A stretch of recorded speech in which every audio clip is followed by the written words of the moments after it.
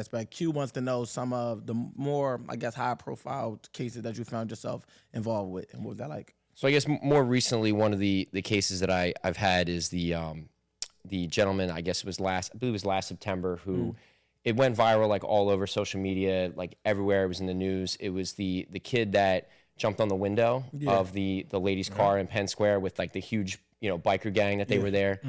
And, ultimately he's actually up for sentencing next Thursday.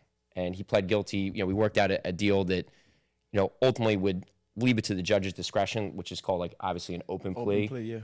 But they're really looking to, put this guy away for a substantial period of time. So I find myself kind of at the crossroads where I've had to, amalgamate a lot of mitigation and try to put forward, the best possible, plan to get him, the lowest sentence possible. But it's hard when you see it's all over the place. And, every time you looked at social media, like back in September, it was like all over the place. And, he got identified. The internet sleuths, man, they found him in a week. Absolutely. It was You need to hire them on your team. Yeah, I mean, it went viral everywhere, and they found him within probably like a week. And he's been in jail. He's been sitting in on State Road on $4 million bail. His bail got raised after the prelim, and this kid with no record, had a lawful permit to carry. I mean, that doesn't really, mean much ultimately given the facts of the case. But I expect that there's going to be some media there, and $4 million.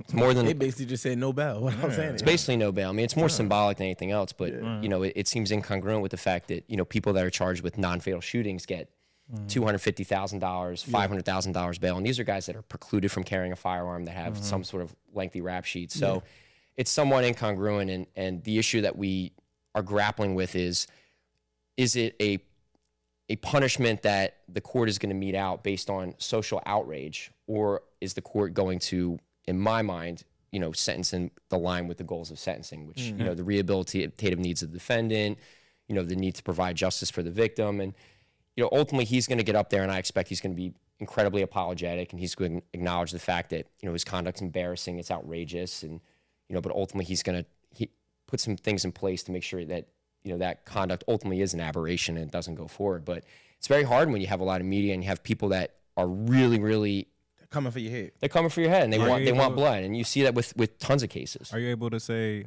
in an ideal world, what do you think would be just sentencing, I suppose?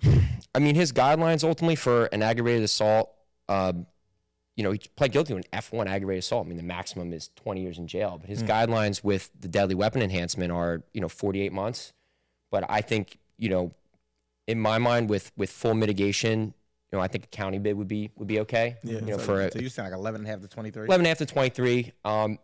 Maybe at months, some point, everybody months. Yeah, 11.5 to 23 months. Maybe at some point he can earn the ability to get on house arrest if he completes programs on State Road and things of that nature. But ultimately it's hard, because I've had cases where people have actually fired a gun and actually hurt people that have gotten 11.5 to 23.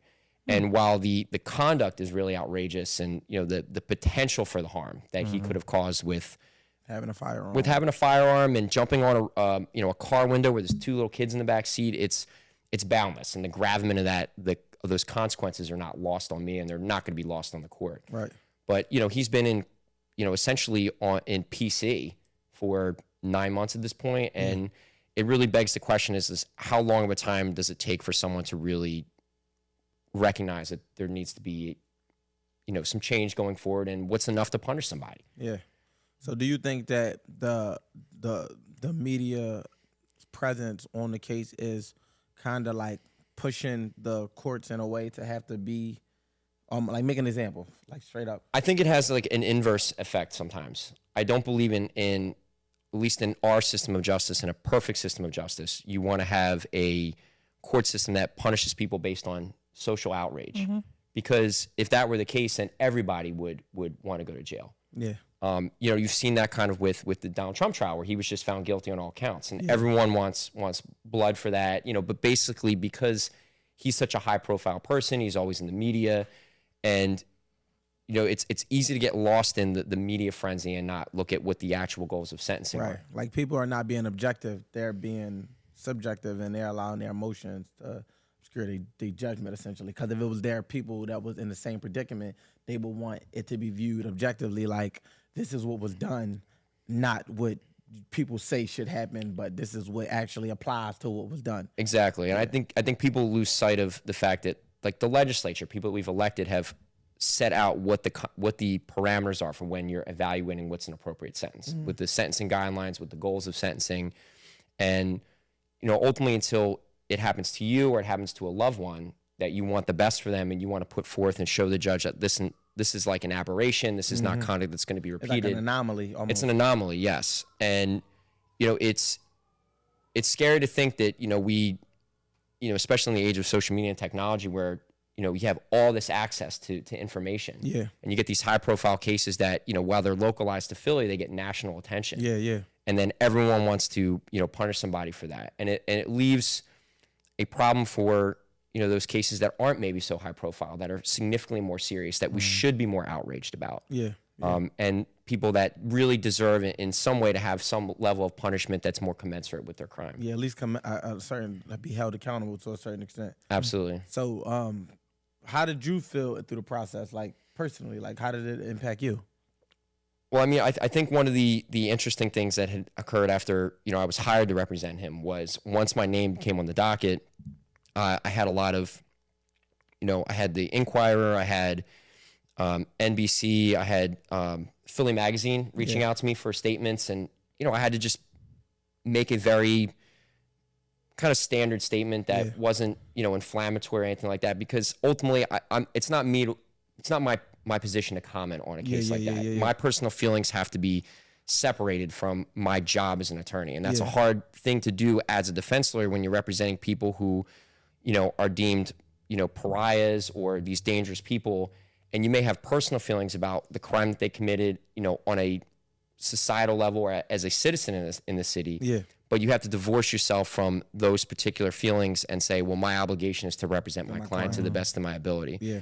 But it was hard. I think the most interesting thing that occurred was people on Instagram were DMing me like horrible things. And again, I don't give a fuck about what anyone thinks about me or what anyone wants to say about me or threats about it, because I know it's all just inflammatory, and I'm sure enough of myself and my job that it doesn't create a sense of insecurity for me. Yeah. But I had somebody DM me and say, like, I hope that everyone in your family like dies of cancer. Like, how can you represent somebody who did something like horrible?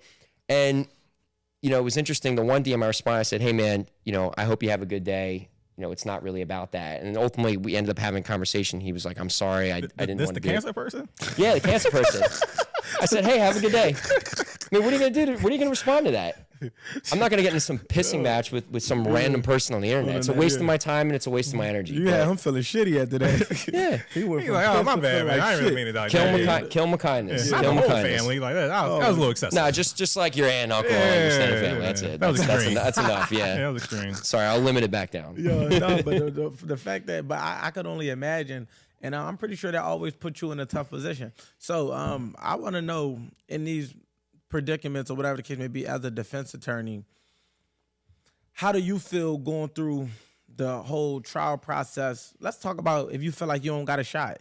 Or is it ever a client you feel like you're not taking? Like, you know what? I'm not taking that dude. Or Fuck real that. quick, let's see if you come across a certain, I watch a lot of also courtroom dramas. When you come across that prosecutor, like, oh shit, this person. Yeah. So that's to unpack all. It's gonna be a long day. So facing a loss, clients you won't deal with, and then when you going up against the juror and juror and the prosecutors.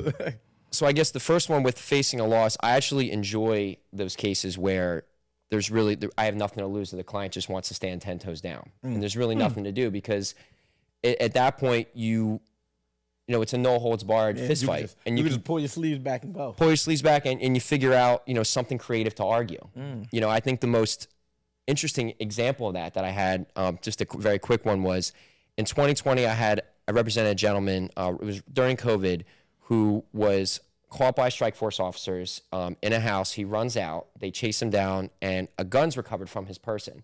Now I have, a property receipt that shows the guns recovered from his person. I have testimony that the guns recovered from his person. But this was before strike force officers, they don't wear body cams. Okay. Because they're plainclothes officers. So, most of the officers in the city now have body cams, so you can kind of see the whole interaction. And he was in jail and his guidelines were horrific and the offer was like 5 to 10. And he looked at me and he was like, you know what, man, I believe in you. Like, just go run it and see what you can do. He had faith. And he had faith. And I said to myself, prepping for this jury trial, I said, you know what, I will figure out like some theory that I can argue to this jury to basically say that you cannot believe that he had a gun on his person despite a property receipt, despite multiple police officers saying it. And I could not believe it. Like, I tried the case, I closed in front of the jury. I basically said that, you know, in the absence of body cams and, you know, where you cannot see this interaction, you have to have a reasonable doubt. No, that's a fact. Because we know that, you know, especially now, you've seen with that article that came out about strike force officers recording stuff and then not providing that over, that you can't necessarily believe everything that they say. Yeah. They're here to win too. And I argued that, and they acquitted him. Wow. They acquitted him. They found him not guilty. Boy, good. And yeah, you a lengthy caption on IG. You know everybody did. Shout out to my attorney. He got me out of here On the courtroom steps. And he was an older guy, and he was in jail. And it was funny because afterwards, like, I remember the prosecutor just like looked down, like shook his head, and then he shook my client's hand. He was like, "Congratulations," and then that was it. So he was a good sport about it, a real good sport. So talk to me about the clients you like. Yeah, don't you see this? Don't call me. I don't take you. You know, I have a philosophical belief that everyone, no matter what they do or how bad it is, they have a right to effective representation. And I think that's a cornerstone, and it's extremely important in our judicial system, and it's important for its effectiveness.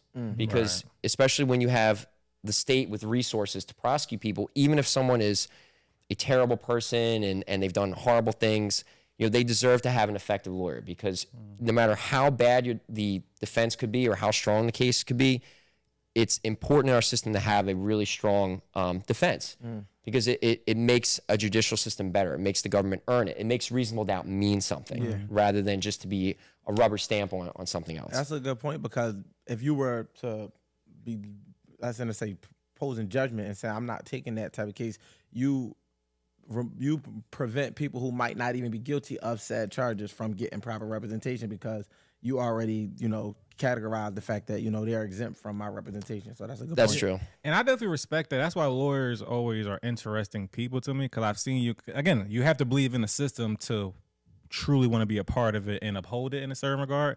And whenever I see depictions or hear stories or watch documentaries, I always find myself where it's like I can naturally say I'm not like that, or just believing in the system to such a high regard that, like, no matter, just in that microcosm of example, where, like, no matter what the case is, I will still represent it. I know if I imagine myself as a lawyer, I would have those. Unfortunately, because I'm not a lawyer, I would be like, nah, we're not doing not this section of defendants, not this category, not you. I can't do it, or, like, you know. And there's not to say I haven't passed up a case. I mean, what I don't like is I don't like cases. It's where I've talked about before, like divorcing my personal feelings and keeping them, you know, dichotomous from my professional obligations. I just really don't like child victim cases. Yeah. Because, you know, even though I don't have kids, I really don't like cases where kids get hurt or kids are just harmed in a really significant way. And those cases I try to stay away from as much as I can. You know, that make perfect sense. You I know me, like these mass shootings type situations, that'll be something where it's like, nah, I'm cool. Give him the chair. Like, I'm kind of totally fine with this. Like, I can see Q being a prosecutor before defense attorney 10 times out of 10. This brother will not be on the defense side of things. Put him in jail. Yeah. I got the key right here. But Kobe, when Kobe on the other side. Oh yeah, all right, he took Jordan out. He wanted to insert Kobe. So if you're going against the top of the top guy who has the reputation, how do you feel walking into that courtroom? Still no fear. Still, it's gonna be just, hey, I'm with it. I mean, I'm confident enough in my abilities, and I know how the time I put in, the work that I put in. I have faith in my skills, and again, I've had an incredibly good mentor that's brought me up and taught me how to do things. And you know, even if it's a David and Goliath situation, you can't have any fear. You got to go and do what you got to do against your opponent. Yeah.